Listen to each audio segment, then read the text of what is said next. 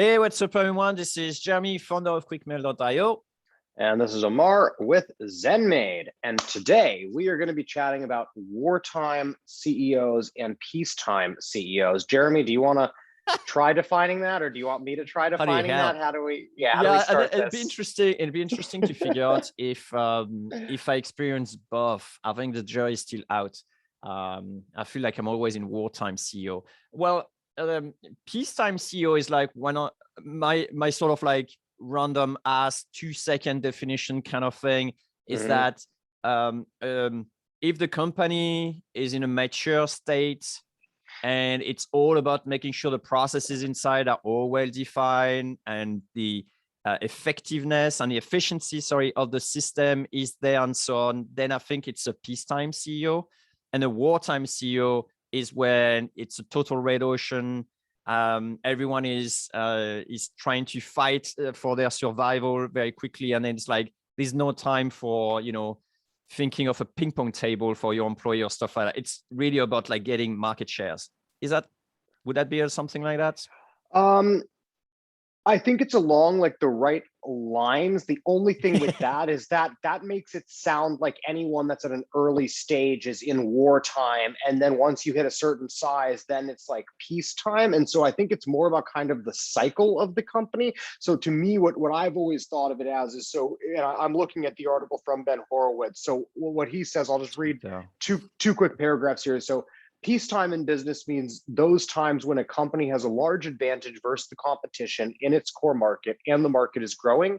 In times of peace, the company can focus on expanding the market and reinforcing the company's strength. So I think that's what you were saying, so systematizing. Much, yeah. Right? Exactly. And also, internal, that's where there is more politics. Like, let's say, for example, tomorrow there is, like, I think Coca-Cola is in peacetime CEO, right? I'm thinking, right? Because they got like such brand recognition, such everything, and then it's all about the internal politics and stuff like that. But if someday, a new, like, let's say Red Bull or some like energy drink, like suddenly like take a huge market share, then everything needs to switch into, wartime, because suddenly, it's like, it's the external factor versus the internal factor. That's pretty much how I see it. Okay, cool. Let me so just according to this article, that definitely rings true to me. But just to finish the definition here. So in wartime, and this is according to the person that essentially termed like this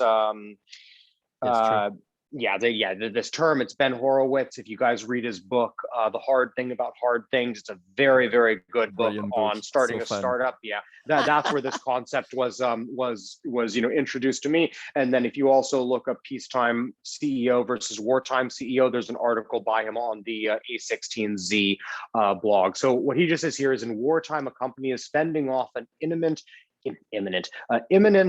existential threat.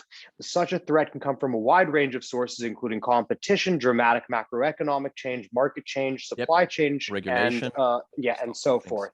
The great wartime CEO, Andy Grove, marvelously describes the force that can take a company from peacetime to wartime in his book, Only the Paranoid Survive.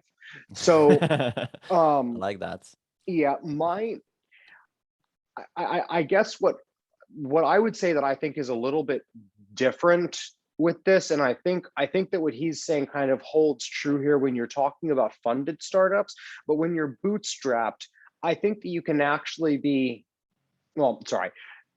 I think that this, particularly because you're talking about a wartime CEO and a peacetime CEO and not a wartime company and a peacetime company, to me, this has a lot more to do with the internal state of the CEO. And so I think that there are times, even during your startup journey, particularly if you're bootstrapped and if you're not that stressed, right, about making the next dollar, finding the next customer, if you don't have too many external factors, I think that you actually can be very much like a peacetime CEO. And then there are times where you kind of have to go into wartime CEO mode because someone's like attacking your company, whether that's like hackers or whether it's like a PR crisis or something like that. And so that's always how I've kind of thought of it. But I definitely see what you're saying and what he's saying here in his definition, right? And of course, like, it's kind of his words, so like, but that's how I've thought of it. Who cares? But no, this is very interesting because for me, when you're actually starting, you must be in war CEO because you don't have things, you don't know what works. And I think if you don't know what works, you can't really be a peacetime CEO. That's kind of how I feel. So it did ring true to me when you say, from you, what you're saying, Jeremy, is that at the beginning you always are in a wartime CEO. I believe this is true, but because my imagination is, I do see peacetime CEOs. I've been in lots of different companies, and the peacetime CEOs are always, I don't think they will be able to kickstart a company. Just simply not, because that's not different. That's different games, different skills. You're much more into human interaction, human touch, management of people, and so on when you're in peacetime. And when you're in wartime, it's just about like results. Maybe you'll get like freelancers or whatever. And I always felt like during my whole 6-7 years at working at Quickmail, that I was very much in wartime all the time. Whether it's like suddenly GDPR coming up, or like regulation coming up, or like problem with technology with TensorFlow and Google and spam filter and stuff like that. I was thinking like in war times. And it's only recently that I'm thinking, oh, I'm moving more and more into peacetime CEO, because now it's more about like building the team, expanding the team, making sure the people grow in the team to better position, thinking what's going to be my executive team, who needs to be part of it. And that's thing it's almost like a luxury, because Quickmail is like well established now. We know our niche, we know who we serve, we know how much value we can add to people. And so we feel less threatened in our core, right? Yeah. And I think like that's fine. But the moment, like, let's say tomorrow, I don't know, we're losing suddenly lots of market share because XYZ happened and so on, it's like everything will go through the window, and I'll have to switch back to wartime CEO, right? Because it's all about survival, making sure the company can still operate through those. It's a bit like the ocean, either it's like calm, and then you need to figure out, okay, you got the luxury of figuring out, where are we going? Oh, we are going there, and then look at the stars and so on. And then suddenly there is like massive typhoon and stuff like that. It's just like about surviving, like staying above the water. You know what I mean? That's how I see things. And yeah, that's the transition I'm seeing right now, moving into peacetime, where the market is much more stable now, and it's more about growing the brand and growing the people inside the team and stuff like that, more than survival at this stage. Interesting. Okay, cool. I definitely see where you're coming from there. I think my experience has been like a little bit different, but the more that you're talking about, the more that I'm like, okay, I can see why that definition would make a lot of sense, both like for you and as like a more general context. Because for me, I felt like we had product market fit very, very like early on, because we like had such a specific like niche that there wasn't really too much more like to do there. And then I also very rarely felt the pressure to like grow fast. So to me, it's more like, I feel like I've always been kind of like peaceful while running the business, with then very, very intense periods of like wartime CEO mode, like when we screwed up the the redesign for ZenMaid, right? But like the entire year that we were working on the redesign previous to that was peacetime, like for me, right? Of like, we didn't have any external threats. There was nothing that was like threatening like the company, and like we didn't have everything figured out, but I didn't feel like we were in a rush to figure those things out. I was just confident that we were going to. And so yeah, for me, I think it was very much more of like an internal kind of definition of it. But when you describe it like that, and like your experience and thinking about like how other people kind of usually go about starting companies and finding product market fit and all that, I can definitely see why you'd consider it wartime for the first, couple of years, right? So, okay, that's interesting. That's interesting. The funny thing, like maybe it's BS, but I think I had like a quick insight as to we may do both, and I think you have to do both, right? Especially as bootstrap CEO, with like especially first time founder and stuff like that. I think you have to do both. But the thing is, like, we probably all have like a modus operandi. It's like the default mode under which we operate, and I think I'm default mode war, and you may actually be more default mode sort of like peace, because you started very early on to build your team, build a system in place, and that's something I did very late. So that may actually be your sort of like default mode. Yeah. Well, yeah, it's a really funny one. It's a really interesting topic to talk about, because like when you look at it and you look at like some of the things that I've gone through like with ZenMaid, it's very clear that I bring wartime situations onto myself, right? And but no, but I'm the bored. other, Let's start well, a but war. exactly, but we say it tongue in cheek, but it is kind of true, right? That like I tend to pour the fire, or pour or like gas onto the fire, when I see things like going wrong, like in the industry and like and stuff like that. And it's not exactly an attractive like trait, but like Interesting. it's who I am. It's something that I'm working on, like being less reactive and like and stuff like that. So I am like working on like on changing that. But I'm also quite honest and upfront about kind of who I am like naturally, or like who I'm working on changing from, right? And so one thing that's interesting is that clearly like I create a lot more of those situations like myself, where most of yours were really external, of Google decided to be to cause you like a headache, right? GDPR was something that like the world kind of impacted on you, whereas like I feel like I could operate it as like a peacetime CEO all the time, but operating as a wartime CEO is where I do actually feel like I shine and like I thrive. That's true, yeah, that is very true. But for very short periods of time, that if that was my normal operating level, I would hate this business. But every now and again, it's really nice to have something go terribly wrong and then have to like deal with it. Like that's kind of what makes me like feel alive. The hero. And well, no, I've kind of screwed up a lot of things that definitely do not make me like the hero. But one thing that I will say is that almost every time in ZenMaid that I would say that we've been in like a wartime kind of period, it's very easy to point to why those periods have like both shaped the company and made the company better than probably the peacetime, which is probably 80% of our business or more, right? And so I think that's very interesting. But like the improvements you make during the wartime is very different than the peacetime like kind of improvements that you make. Yeah, of course. I mean, it's like when you're on the monopoly, type of situation, it is peacetime, like by default. There's no war unless you actually start, it, or unless, you got regulation coming in and, trying to split you and stuff like that. But the whole thing is there's lots of external factors that can cause it, because I mean, like think about like PR and stuff like that. Yeah, but think like, about Microsoft in the past, like once they got like the whole market, like for a whole, long time when they got that monopoly time, that's a peacetime. All that I'm saying is that makes it easier, but it doesn't necessarily make it peacetime. There's lots of like oil companies, for example, that make tons and tons of money, but have existential threats from all sorts of people. Cause like, that's kind of what I mean is like, it's not just like any company that has lots of money is going to be like at like peace. There are definitely situations that put them like at wartime, where it's like we need to get things together or we're going to get disrupted, right? Like we've got to get competitive again and stuff like that. So yeah, like I just don't think that it should necessarily be like they make a lot of money, they're really profitable, therefore everything's absolutely easy. Not. Or not That's like not what I easy, meant. No, absolutely not. I do agree with you like 100%. Okay, so what do you think? What do you think are good traits? Like, okay, let me go back quickly to the definition. I really like the idea of like you're a small boat on the ocean, and in peacetime, your goal is to go as fast as you can in the right direction, right? And so that will be your sort of like how I succeed.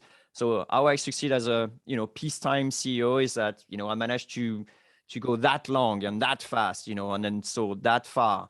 Where when there is typhoon and and then there is the whole thing is like the goal is to survive and say manage like we managed to get out and and still progress, whatever.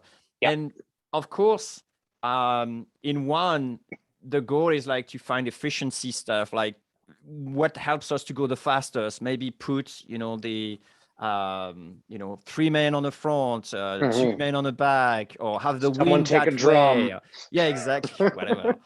And then the wartime one is going to be very different. It's like make sure we don't have water coming in. Make sure we can still see the right direction. We're not getting lost, and all those sort of things that are sort of under pressure. And the definition of winning is going to be slightly different, of course, right? Now, now the question I'm asking is, if we are moving into peacetime, then would that be probably better to get like a different CEO, and then you should move to something else, or what? I think that just depends on kind of like your resources and like what you want to do. If you're Coca-Cola, maybe that's an option. I'm not replacing. Well, I think that's probably the definition of a like war CTO is like, I'd be bored in a peaceful time, right? I want someone else to run the company. Well, so I think that's a personal, like a Yeah, personal decision, right? Like for 100%. me, I would not make it based on that. Like I still want to run the company wartime or peacetime, and maybe if it was peacetime for too long, then maybe I would get bored with it Sparkle and some would want to fire. like would want to move on. But yeah, I don't really think about it that way. Like at this point, I think that I'm the best person to run this company, and I have no interest in bringing someone else in just because maybe they're like it's funny, like because like I own the company, I don't care if someone is particularly better suited to the job than I am, right? Like I'm not That's ready very to move on interesting. from I it, do. right? I do actually. I would have no problem, no hesitation to have someone else, replacing me if Well, I think they would be I better for the company. see, I wouldn't have any issues doing that, but like for the right reasons, right? Yeah, And yeah, to okay. me, yeah, to me, it's like if I decide, oh, like I'm ready to to move on, or I want to focus on something else, then I would be going out and I'd be Okay. actively trying to find someone better than me. But I know there's better people at this point that could run the business like better. I mean, it might take them a while to get, the industry expertise and to know the company as well as me, but there's a lot of people that would be better in this position. Okay. That's fine. Yeah. Question for you, Emma. Yeah. Let's say tomorrow you have to hire a CEO and you can only Mhm. choose a peacetime CEO or wartime CEO. Which one do you hire for ZenMaid? Peacetime. That's Peacetime, cool. easy. No, be like that. That's a complete no-brainer because we're in complete control of everything now. Like everything that causes wartime right now is caused by our team, right? That it's we introduce a bug, we break something, we do something wrong on the customer side, right? There's very few existential threats to the actual company, so I would want someone to come in and to essentially just make it all more solid, and maybe to figure out like what Good systems can we point. put in place to prevent these things from happening, right? Well, I think the wartime CEO will also put, things to prevent this from happening again. I think it's more about what the focus is going to be. Yeah. But you're basically thinking right now your company is not in a position of being out of existence in 2 months if you don't raise or if you don't, produce a new product or if you don't Yeah, whatever, right? So you're thinking exactly. 100% I should be someone who puts more processes, focus in place, and things like that. That's Yeah. cool. How I'm about for you? split. Yeah, I'm Okay. split. I'm actually split. I think a peacetime CEO will be way beneficial to QuickMail at this stage because I've been running the company myself for too long. But myself Mm, as in being the central of hmm. power. And then, but it's getting better because I'm trying to hone my skills as a peacetime CEO as well. Hmm. So we've been doing I'm working on an evaluation grid now for the employees so they know exactly where they are and it just help with personal development and stuff like that. So those are more the things that I would do as a peacetime CEO. At the same time, I think that what you mentioned at the beginning, that about only the paranoid is surviving. I Hmm. think I still have this sort of like paranoia place. Like I would feel like I would not feel like 100% confident if this is like 100% type of, PCO. I think they will need some sort of balance. Someone, maybe the COO, who will be more, or maybe not, because you need some alignment. But I will feel Well, like worried I there's always something going on, right? yeah, but the problem is that like, are you going to choose to hire a wartime CEO when the company's in peacetime on like the chance that something like goes wrong? Like essentially, you mean like every CEO has to deal with both to a certain extent because you True. can't just be like, oh, it's peacetime, so I'm just going to be a peacetime CEO for 2 years. Like that's not in your control, right? But there are times like when Uber replaced Travis Kalanick, right? What's funny is that they actually went from a wartime CEO to a peacetime Yep. CEO, but the peacetime CEO that stepped in had to immediately go into wartime mode because they were realizing that the wartime CEO that was in place was Yeah. causing all the problems. And so they removed him, and then Dara something or other, right? Mm. He had to deal with all of the fallout of that. He had to, be very public about what they were doing and all of that stuff. But he was essentially brought in to calm the investors down down and to be like, okay, we've brought in a peacetime CEO. We We're brought just the gonna like adult. chill out. Exactly. Right. And so like any good CEO is going to be able to like to do both, but I think it's like where they're going to be able to thrive. And I think that's probably the biggest thing is That's a a good good point. CEO will thrive in one or the other, and then will be like good enough or acceptable in the other situation, right? And so I think that's really really what it is, like I don't think a peacetime CEO is like meek, or whatever, that like if there's some like wartime situation, then like they can't deal with it. I wouldn't hire that That's person funny. because they shouldn't be a CEO, right? Like, in a lot of ways, being a peacetime CEO is a lot easier, right? In a lot of ways, but you still have to be very good at what you do. I think it's different skills, honestly. Yeah. But it's interesting because I don't think I will ever feel myself comfortable, putting like a peacetime CEO. Although it's probably would be the best thing to do at this stage, honestly. I think it would be because one of the things like wartime CEOs, at least as like a generalization, because they typically have to get a job done in like a short period of time and it's high pressure, they tend to burn people out. They tend to be less pleasant like to work with, and they're great Oh, if this is that's a what good you need, point. but that's not the person that you want building your company. That's the person you want saving your company. A That's big a difference very good. between those No, that's two. a very good point because the wartime CEO shouldn't like worry about like stepping on toes. He needs to get the stuff done because it's not about Yeah. it's And about the and survival of the company at this Yeah. stage. And This is a oftentimes good what I've point. seen is that's like a personality thing, right? Is it's more Yeah. like someone is comfortable stepping on other people's toes to get the job done. And then there's other people, Oh that's why shit. I think for me, I'm more of like a peacetime CEO because I want us to win and I want everyone on the team to enjoy themselves like while we do it and to have a good work-life balance and all of like those things. And the idea is that if we do this right, then we'll have minimal stress while winning together as a team. And of course, if someone's not being a good team member or just isn't pulling their weight, then we have to let them go. And that's why it's a team and not a family. But well, you can disown family members too. But That's it. so yeah. You're not my son anymore. Yeah. And we're just going to cut it there. That's going to be the end of the episode. Yeah, but that's very interesting. I never really cared about like walking on people's toes, and it Mhm. did get me some big trouble. But it's an example of like what get you there don't get you there type of things. Yep. Like one of the reasons I was never able in all 18 of 13 different companies I've been in to step up the hierarchy is because I was working on people's toes and I couldn't Mhm. care less. It's just like Yep. the job needs to be done. But Yep.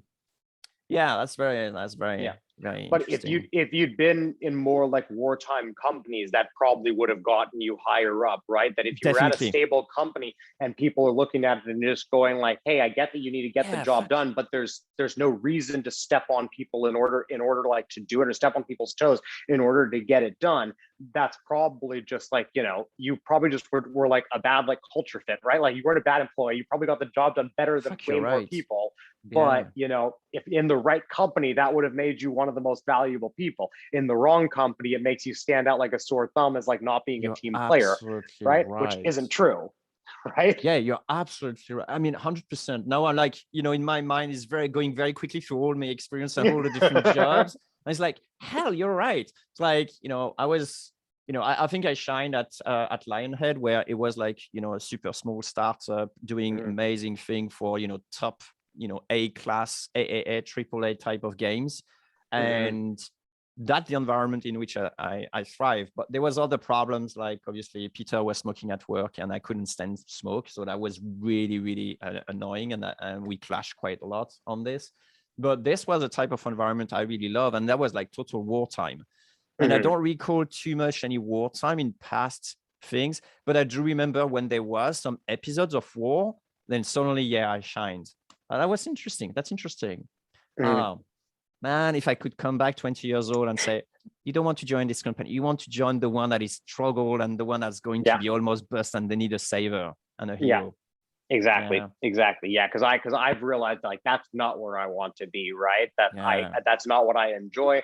I don't like those I those like do. those situations, right? Like I like them in very short sprints, but I won't sign up for that, right? And that's kind of the thing, right? That Yeah, yeah, like when there interesting. is fire, for me, it's like, let's jump in it. And let's Well, yeah. So, but that's what it is for me, like in very, very short Short breath, stints, yeah. right? Like signing up for a job where like, oh yeah, like the next 2 years are going to be like that. And if we like Yeah, make sign it me through in. this, then Where we're is going to it? make like ton of Yeah, money or whatever. I'd be like, no, I'll make it slowly. I'll be over here enjoying myself, right? Like, so yeah, funny. which probably why sales didn't work for me, because sales, they try to create that environment all the time of like, you have to hit your numbers like this month, you have to hit your numbers like this week, right? You've got to make this many calls a day, and it was never ending.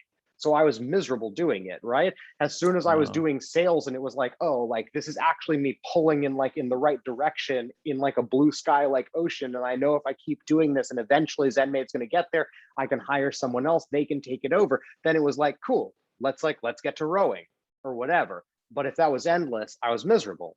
So Interesting. Yeah, we used to have in video games, you used to have what we call crunch phase. And basically this is the last 3-4 months of the game where, it's just like you have to finish stuff. The date has been set and, you need to yeah. finish everything on time and so on.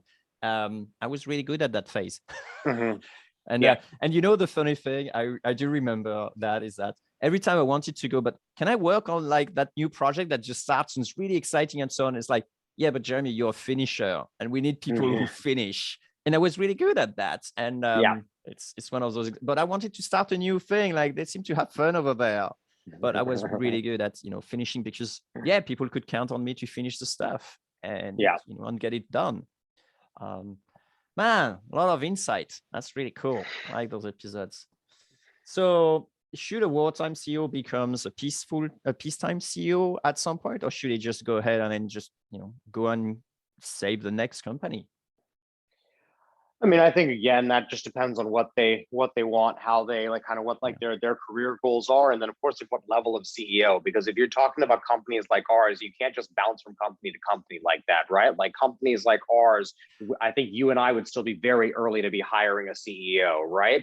Okay, so So you're right. That's there was some one of my leadership mentor. It was what we call change management, and basically mhm, was just hired by a company to come in and change the thing. And so he did mhm. that. He comes, turned the company around, and then moved to the next one. So he was actually effectively going from crisis to crisis to crisis to Yeah, crisis. but But think it's not as about a the CEO. size of Oh, company, yeah. right? Yeah, exactly, And it exactly. was And it's close. Yeah. yeah, and so So it's yeah, like I mean, head of development. So he just come in and then yeah. just yeah. I mean, I think that if you're like a wartime CEO and you get like the company through like that stage, and then you're going to be bored by the peacetime stuff, then yeah, like you should probably start looking for another like CEO role, or like maybe a lesser role like at a much bigger company. Start a But I new think one. yeah, start a new one, right? Well, but like like wartime or peacetime, a lot of people just like aren't cut out to be starters, right? Like starting is a very, very It's different hard. skill set than just like being a CEO. And particularly if you're like a successful CEO that's used to having a team and all of that stuff, to go back to the beginning and to start from zero can be very, very challenging for like a lot of ways.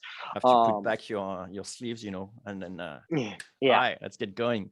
yeah, exactly, yeah. Oh, it's a lot But harder I than I remember. No yeah. shit, Sherlock. Yeah, right. Yeah, well, I mean, if they even did that, right? Because there's lots of CEOs that were never starters, like starters That's so themselves. true. But So true. there are definitely some wartime CEOs that have very high levels. It's like, okay, like your company is going through like a PR crisis, you're letting go of like the current CEO for sexual Yeah. harassment or something like that. Like Cut there's 30% of like the employee. Let's go yeah, through this. Let's get it done. exactly. Move on.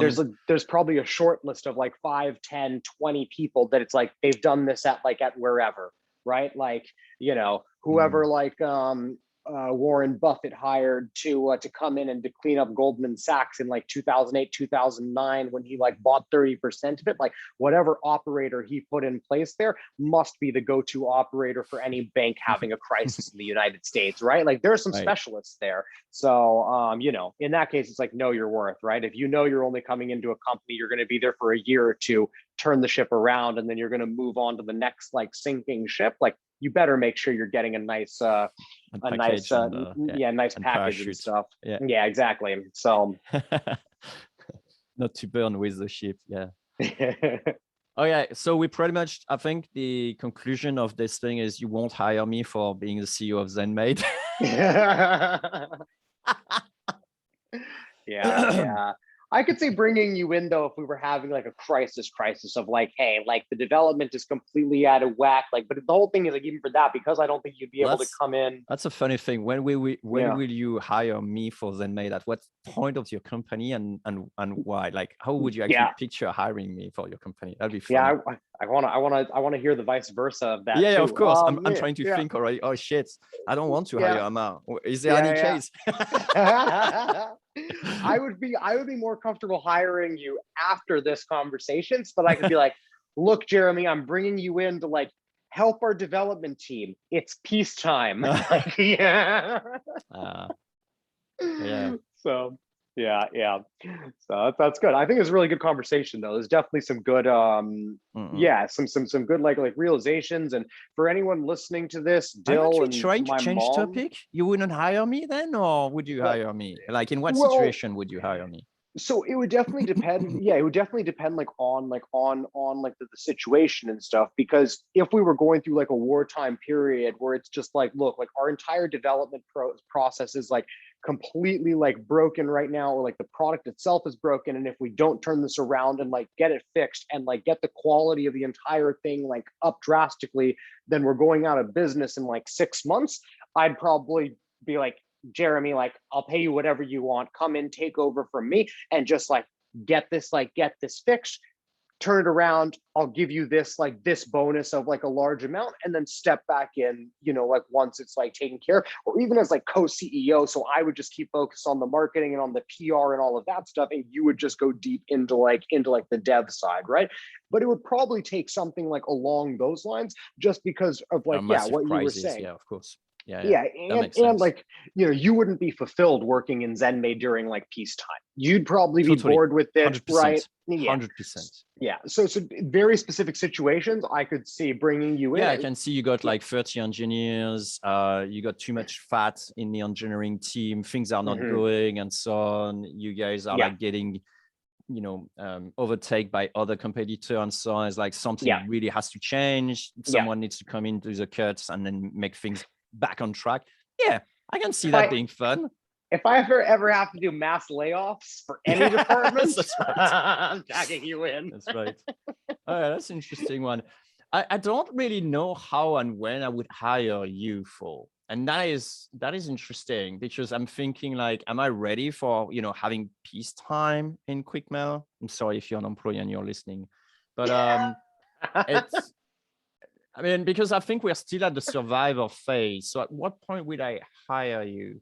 I think I probably hire you at the point where we need more retention. Although we don't have a bad retention, we have a good retention. But Well, I don't want to burn, my people. And I think sometimes I'm a bit close to that, closer than I would like, right? Because they do amazing work. And I'll start thinking like, we have a pretty good team. I'm really happy and pleased with the team. They're really awesome. Everyone is on top of their game, and I really like that.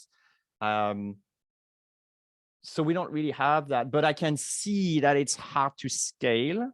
I think that can work. It's probably a different conversation about scaling, a team and culture. But I yeah. can see that at some point I will need someone who is a bit more not cheerful, but like easygoing, more easygoing than me, because I'm not an easygoing person in, when Yeah. it comes to work, right? Yeah. So I can see that when my abrasiveness or my stuff becomes like counterproductive to the company where it's going, then I would definitely actually hire you there. Yeah, I think I would. Okay. And I'll need like, a bit more quiet, peaceful type of Yeah. thing, but with still the ambition to, roll fast and far. And I think I would probably hire you at that stage, actually. Well, I think that's a good one. Yeah, I would. Yeah. One thing that's interesting from like talking about this is that, regardless of us hiring each other, we're obviously talking about kind of where we personally have shortcomings as CEO, and we That's don't right. have to actually replace ourselves as CEO to help fix those shortcomings, and that doesn't mean us changing. That's So true. what I might recommend is maybe look for your next hire, or for like a COO or like an operations type of person that can Head do of much HR. more of the man. Well, I was more thinking more like operations, as in will actually help Yeah. to like run the team on a day-to-day basis, and find someone that counters you nicely, right? Because that's what Chris is for me, right? That I can actually be very intense and very, very abrasive, and Chris is the one who usually softens things for the team when I'm like that. I tend to be more of like a people person, but when like I'm rubbing the support team the wrong way, they know that they have Chris that they can go and talk to, and he can always come and talk to me, And and smooth things feedback out. can come Yeah. back anonymously, and like and all of that stuff, right? I also have Fran I of course talk to about the business all the time. She's very plugged in and is like friends with a lot of the employees, and so she keeps me a lot more plugged in into people's like emotions and stuff. And so there are ways that you could go about doing that, where you could kind of give the team more what they need without changing who you are and what makes you competitive and like what makes you a winner. Yeah. So I just think that's interesting. Like what you were saying, I think that might kind of guide who maybe like your next hire is, or who a future hire is. I got some people on my mind. Yes. Good. You should shout them out so they know they've got a good chance. All right. So, Thanks, Amar. Yeah, if you whatever, go for it, Amar. You're about to say it. if you're listening to this, tweet at us. Tell us whether you think you're a wartime or peacetime CEO, and who would win in a fight between me and Jeremy. Let's see if anyone takes us up on that.